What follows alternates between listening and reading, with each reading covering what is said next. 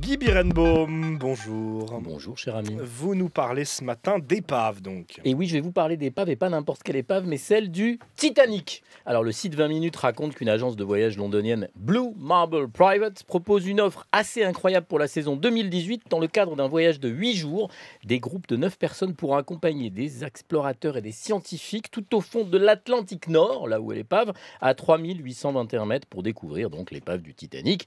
Ces touristes intrépides devraient avoir droit à un récit de l'histoire du Titanic, bien sûr à une balade autour de l'épave, de jour, de nuit, selon les conditions. Il y a quand même un petit obstacle qui est relativement important, ça coûterait 100 000 $ selon le Huffington Post italien. J'ai pas pu vérifier le prix ce matin. C'est plus cher que d'aller dans l'espace. Voilà, et puis il y a un autre, enfin c'est à peu près équivalent, et puis il y a un autre souci, à plus long terme, on a appris récemment que l'épave du Titanic pourrait carrément disparaître à cause d'une bactérie sous-marine qui ronge l'épave depuis 105 ans. Je vous rappelle qu'il a coulé le 15 avril 1912.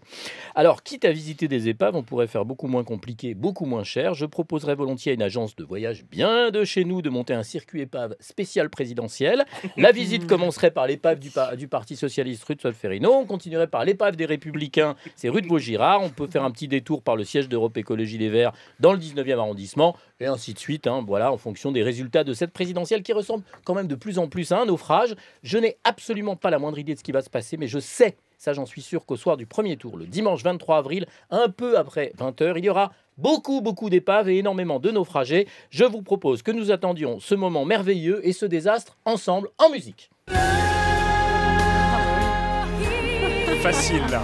Ce qui est facile. Pas aller très loin. Je ne suis pas allé loin, mais ça le fait bien. Puis au moins sur le Titanic, il y avait un orchestre. Votre dicton, Guy. À la Saint-Patrick, nous visiterons bientôt les épaves des partis politiques. Guy Birenbaum sur France Info. Merci beaucoup.